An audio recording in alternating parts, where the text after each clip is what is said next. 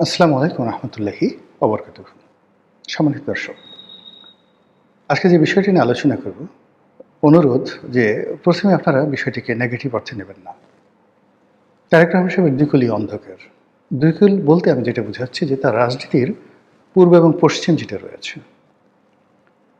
আমাদের রাজনীতির উত্তর দক্ষিণ নেই, পূর্ব এবং পশ্চিম রয়েছে।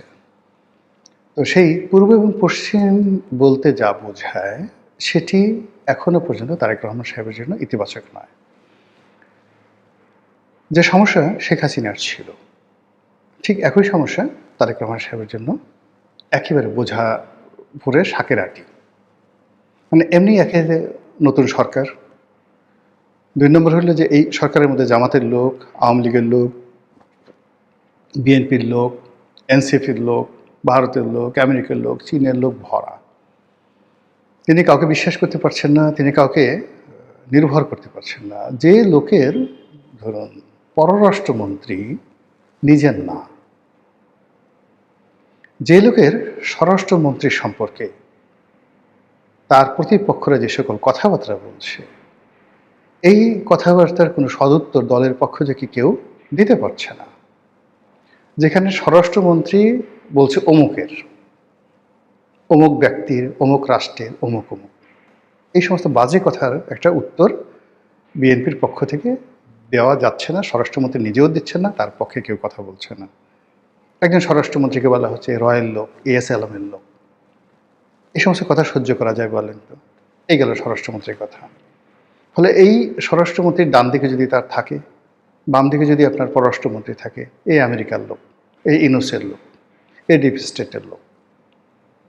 কিন্তু এই লোক কোনো কিছুরই না ধরেন, কিন্তু এই লোক যে বিএনপির না, এটা তো সত্য।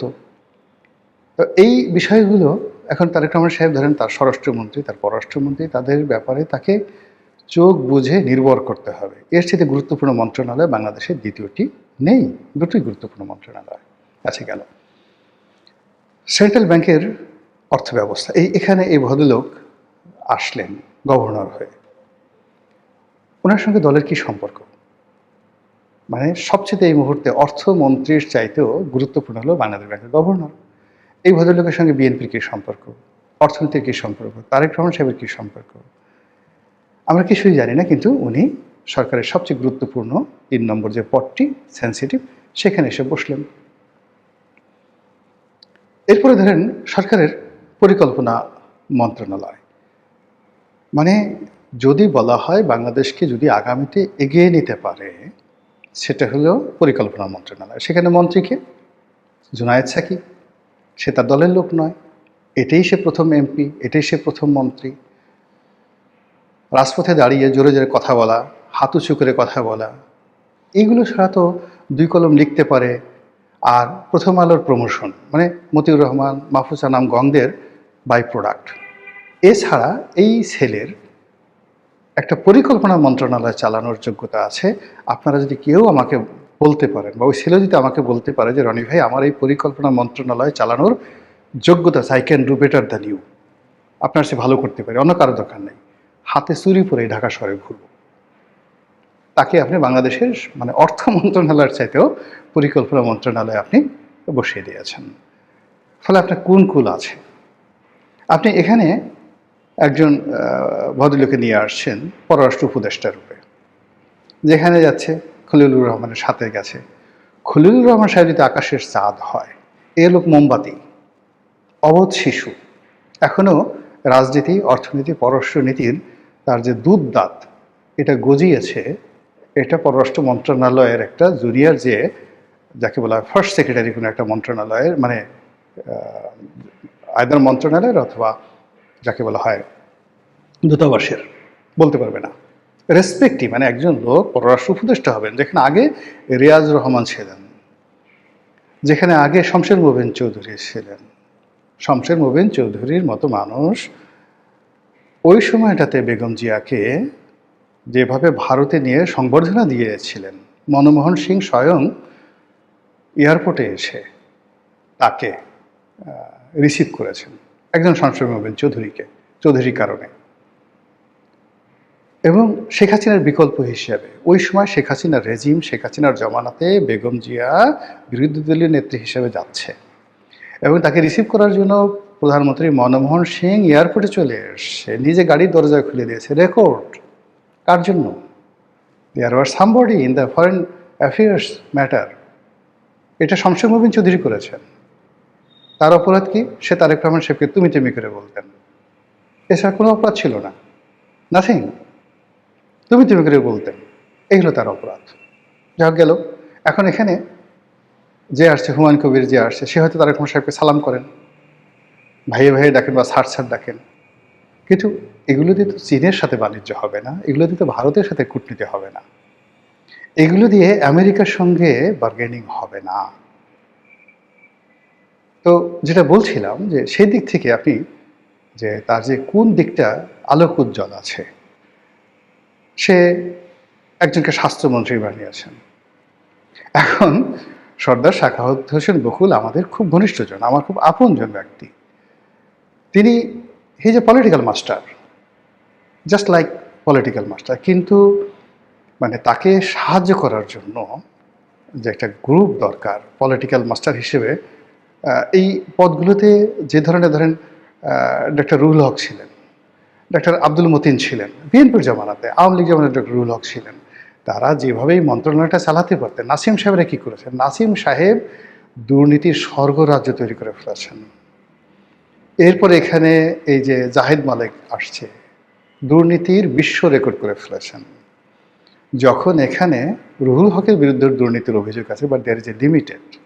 কিংবা আপনি দেখেন এই যে ডক্টর সামন্তলাল সেনকে শেখ হাসিনা শেষ পর্যায়ে দিয়েছেন, ইট ওয়াজ ওয়াইডলি প্রশংসিত এবং এখন সব বাংলাদেশের মানুষ সবাই বলে সে বাংলাদেশের সর্বকালের সেরা স্বাস্থ্যমন্ত্রী। কিন্তু ওনার সাথে আমার এমন সম্পর্ক, মানে কি বলবো, সে রুহুল হকের রুমে গিয়ে ঢুকবে, মন্ত্রণালয়ে ঢুকবে, এরকম একটা পার্স তার ছিল না। সে এসে সামন্তলাল এসে দেখি যে ঢাকা মেডিকেলের যে ডিরেক্টর তার রুমে বসে আছে, তার রুমে বসে আছে। উনি দিন, আমি তখন সংসদ সদস্য, আমার ছেলে হাসপাতালে অসুস্থ ছিল ঢাকা মেডিকেলে, আমি সে অনুযায়ী ডিরেক্টর রুমে বসে আছি। তো সে ডিরেক্টর মুস্তাফিজুর রহমান ছিল তখন, ব্রিগেডিয়ার মুস্তাফিজুর রহমান ছিল ডিরেক্টর, যেটা ওষুধ প্রশাসনের পরে ডিজি হয়েছিলেন। তো তাকে বলছে স্যার আমাকে একটু মন্ত্রণালয়ে ঢোকার ব্যবস্থা করে দেন। সে বলে যে আমি কীভাবে ঢুকাবো? তখন আমি সামন্তলালকে নিয়ে গেলাম, শুধু নিয়ে গেলাম না, সামন্তলালও জীবিত, শুধু ওনাকে আমার গাড়িতে নিয়ে গেলাম, মন্ত্রণালয়ে ঢুকালাম এবং ওনাকে সোজা নিয়ে মানে স্বাস্থ্যমন্ত্রী মিটিংয়ে ছিলেন, সে স্বাস্থ্যমন্ত্রীর সামনে, রুহুলকের সামনে নিয়ে বললাম যে আপনি এই ফাইলটা দেখেন, প্রধানমন্ত্রীর ফাইল, এই ফাইলটা আপনি ওকে করে দেন। আর ওই কাজটা যদি 2010 সনে আমি না করতে পারতাম, তাহলে আজকে যে বার্ন ইউনিটটা এটা তৈরি হতো না। এখন এইটা সাক্ষী সামন্তলাল। দ্বিতীয় সমস্যা হলো ওই যে ঢাকাতে শেখ হাসিনা বার্ন ইউনিট যেটা হয়েছে, ওখানে এখন যে পরিচালক আছে ডক্টর নাসিরও আমার খুব ঘনিষ্ঠ বন্ধু। তো ডক্টর নাসির ওখানে একটা হলো মামলা দিয়ে বসলো, ওখানে একটা পেট্রোল পাম্প ছিল, পেট্রোল পাম্পের মালিক মামলা দিয়ে বসলো। এই সামন্তলাল সবাই মিলে তারা ওই ডক্টর নাসিরকে দায়িত্ব দিল এই মামলাটা নিষ্পত্তি করার জন্য। ডক্টর নাসির আমার কাছে আসলো, হাইকোর্টে রিট করতে হবে। আমি তখন এই যে পরে আওয়ামী লীগের যে মন্ত্রী হয়েছে সমর রেজাউল করিম, সেই সমর রেজাউল করিমকে বললাম যে ভাই আপনি এই মামলাটা করে দেন। সেই মামলাটা করে দিল। সামন্তলালের পক্ষ থেকে তাকে 2 লাখ না 3 লাখ টাকাও দেওয়া হয়েছিল, সে টাকাটা ফেরত 2 লাখ টাকা পয়সায় নেয়নি। তা আজকের এতগুলো একটা জিনিস হলো, এখানে যে গোলাম মোল্লা রনি নামক একজন মানুষ আছে, এখানে যে সামন্তলাল আছে, এখানে যে ডাক্তার নাসির আছে।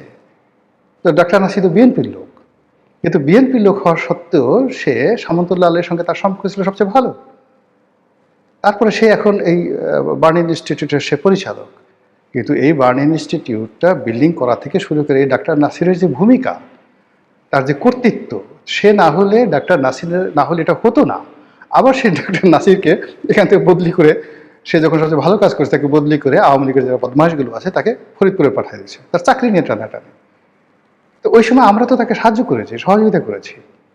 তো এইভাবে এই কাজগুলো আসলে যখন একটা মন্ত্রণালয় চলে, সেখানে পলিটিক্যাল কানেক্টিভিটি থাকলে সেখানে ভালো। এখন সর্দার সাখাওয়াত হোসেন বকুল, তিনি এই জায়গাটাতে তিনি যে ভালো করবেন, এই ভালো করার জন্য there must have reason. BNP দীর্ঘদিন এখানে ডাক্তার জাহিদ যেভাবে করতে পারতেন, এইভাবে এই মন্ত্রণালয়ে ওনার পক্ষে এই মুহূর্তে সম্ভব না, কিন্তু তিনি প্রচণ্ড দৌড়াদৌড়ি করতেছেন, বক্তব্য দিচ্ছেন, ডেইলি মানে ফাটাকেস্টের মতো ঘুরে বেড়াচ্ছেন, কিন্তু ফলাফল শেষ পর্যন্ত ঘোড়ার ডিম আসবে। এবং যদি দুর্নীতির অভিযোগ এসে যায় আগের মতো, আপনারা আশ্চর্য হতে পারবেন না। বিকজ স্বাস্থ্য মন্ত্রণালয়ের সিন্ডিকেটটা এত শক্তিশালী, এত বিরাট ব্যাপক যে ওখানে আসলে নিয়ন্ত্রণ করা very tough, very very tough. Anyway, যেটা বলছিলাম যে চীন টাকা দেবে না, এর কারণে পররাষ্ট্রমন্ত্রী গেছেন, চীনের রাষ্ট্রদূত তারেক রহমান সাহেবকে নিমন্ত্রণ জানিয়েছেন ভিজিটের জন্য। কিন্তু এই মুহূর্তে যেটি দরকার সেটি হলো আনলিমিটেড টাকা দরকার। চীন সেই টাকাটা দেবে না, বিকজ এটা লিখে রাখেন যতক্ষণ না পর্যন্ত আমেরিকার সঙ্গে আমাদের যে চুক্তিটি রয়েছে সেই চুক্তি বলবৎ থাকবে, চীন একটি পয়সাও দেবে না। আর চীনের হাত থেকে যদি এইভাবে বাজেটের সাপোর্ট না পায়, সরকার পরিচালনা করা, বাজেট টেনে নেওয়া, এটা মানে এই মুহূর্তে এটা বলতে গেলে দুরূহ একটা বিষয়। দ্বিতীয়ত হলো যে আমেরিকাকে পৃথিবীতে কেউ কখনো সুখী করতে পারেনি, যেখানে সৌদি আরব পারেনি, কাতার পারেনি, যেখানে কুয়েত পারছে না, যেখানে ইরান পারেনি। ইরানের মতো এত ঐতিহ্যবাহী একটা রাষ্ট্র, তারা তো আমেরিকার সাথে সম্পর্ক রক্ষা করার চেষ্টা করেছে, তাদের প্রথম থেকে সুদীর্ঘকালের আমেরিকার সঙ্গে তাদের বন্ধুত্ব, সেটা তারা পারেনি। ইভেন খমেনি চেষ্টা করেছে, হয়নি। এরা সরাসরি অহংকারী, উদ্যত, তারা শুধুমাত্র সুযোগটা নেবে, তারপরে আপনাকে তাড়িয়ে দেবে। আমেরিকা বাংলাদেশ থেকে যা যা দরকার ছিল, প্রয়োজন ছিল, সব নেওয়া হয়ে গেছে। এখন তারা আপনাকে গলায় রশি দিয়ে ঘুরাবে, কিন্তু আপনাকে কিছু দেবেন। আপনি যত দুর্বল হবেন, যত অসহায় হবেন, তত তার কলোনি প্রতিষ্ঠা করতে সুবিধা হবে। এখানে যত গণ্ডগোল হবে, আপনি ততই তার পায়ের উপর পড়বেন, ততই আপনি তার মুখাপেক্ষি হবেন। রাষ্ট্রদূত তো দূরের কথা, দেখা গেল আমেরিকার যে অ্যাম্বাসির যে আছে ঢাকাতে, তার একজন